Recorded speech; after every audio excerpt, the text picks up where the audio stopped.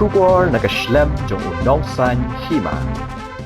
Ka Dinat Manix EM High Secondary School Shong ka arpusan tarik urisau arja arpusan kalapan hap perdano ek jing rakhi dap arpusan snam lani ka Silver Jubilee jong ka school ban ai ka jing shakri ka Pule-Puthi ka Jinglong ka bala pendong hapo ka hall jong ka school ha ka ding sngi lawan ban shibanta da ba polling do nong ai buit ka tanat social welfare ubalong ru kumukongsan haringkat ka jingdan lang uba bantai kharshandi director ka school education and literacy ka kong Dream Simon kharkongor principal ka school uba penyat sings em kinong hikai kikme kikpa kisamla pule nalor kiwe lapin ipo ipeng yi ka jing rakhe ki jing rwai nalor ki jing shat na ki khna pule jong de ka school haba ajingkran ka ni jing lang na kalyang uba bi kharshandi ulapin kan mawe ki por ba ulong kumdong hikai ha ki school ba pher ki bodan ha Jylla ha ba ulapin pa ba kumbalong kinong yalam balang ka kam hikai ru kam dei ka bahap banjet handai ka dei ka jingkhot banong kum kinong hikai nak liang uba pol ula ong ba Jingkhlaiñ jong ka Jylla kam Shong ha jingdan bun pat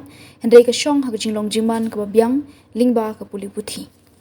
Marking the closing of the Silver Jubilee, but the start of many great things for the Lyngba team.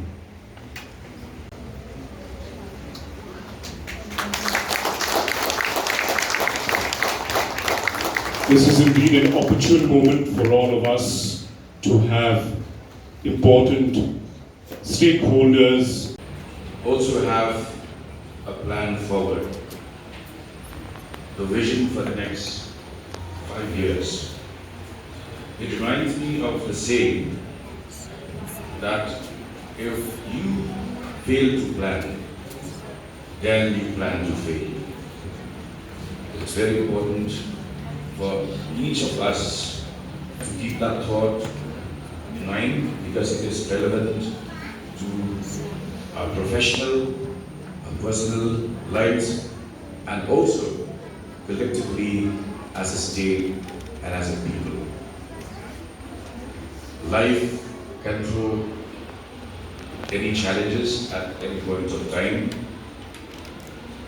We just witnessed the bamboo dance. I think if there's any message that I would read from that dance is that you have to keep moving around, moving forward, keep the rhythm, while at the same time making sure that you are not trapped and hit by the bamboo ropes.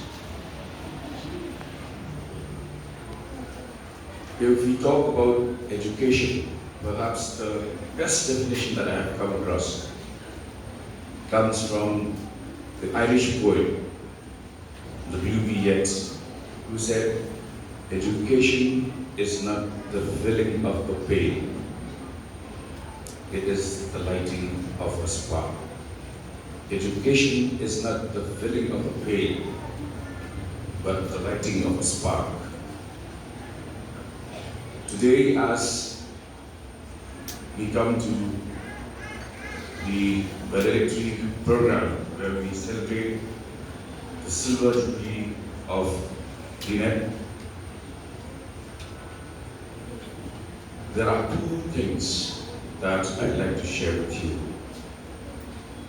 One is the fact that we need, as has been reflected by speeches and also by the forward plan, that we need to synergize our efforts collectively. Shillong was once the proud mecca of education, the hub of education. I've interacted with a lot of individuals who have achieved well and have done well in life. I remember a particular evening that we spent at the Dhaka Club when Bangladesh was thriving with life and energy. And I was happy that not less than 5-6 of those gentlemen that I sat with all had their education in Shillong. Today, the challenge before us is not to live in the glory of the past, but to regain that glory is a challenge that we should meet today. If we talk about high achievers, I'm sure that all of you are familiar with the name of Nelson Mandela.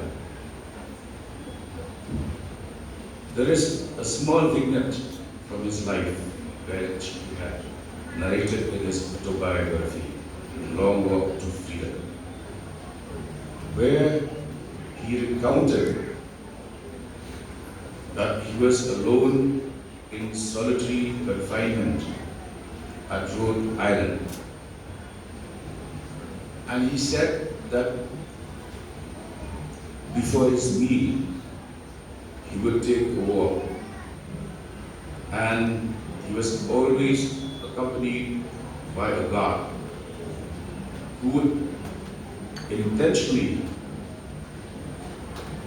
make him walk faster than he was comfortable. He said, the challenge before me was how do I make this guy walk according to my pace. It was so, in the 5.5 years time, of being a teacher, I had the privilege, I had the opportunity to teach students at various levels. And it's often said that teaching is a very, very noble profession. All of us would really agree to that teaching is a noble profession, but I'll tell you, more than a noble profession, it is a profession which requires a definite calling.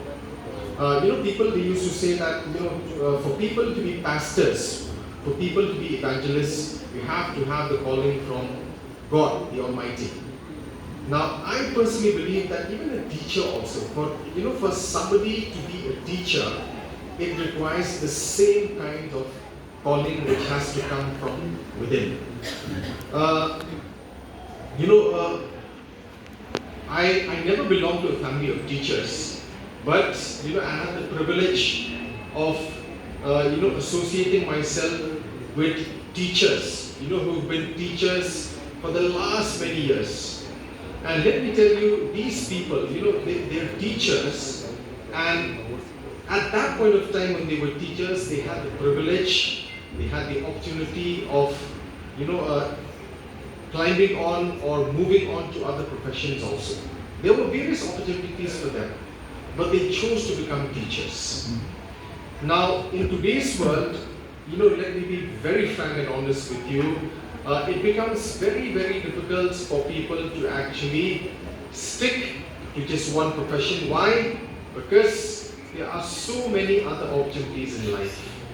And I've seen people who have entered into the teaching profession, but they do not wish to stay there. They move on to other professions. And the best example would be, of course, even me myself. Now, let me be very frank and honest with you. I enjoyed teaching, but at that point of time, I was really, really confused as to whether I was a good teacher or not. And I always believe in this, that if you have to be a teacher, you really have to dedicate yourself to the students. And you have to give your 100%. Your mind has to be focused as a teacher. You cannot focus yourself on something else which is beyond the ambit of teaching. So, teaching as a profession requires that dedication. It requires, the dedication that each and every teacher should put towards their students. And I'm very happy that even till today we have a lot of teachers who are very, very dedicated. And being in school education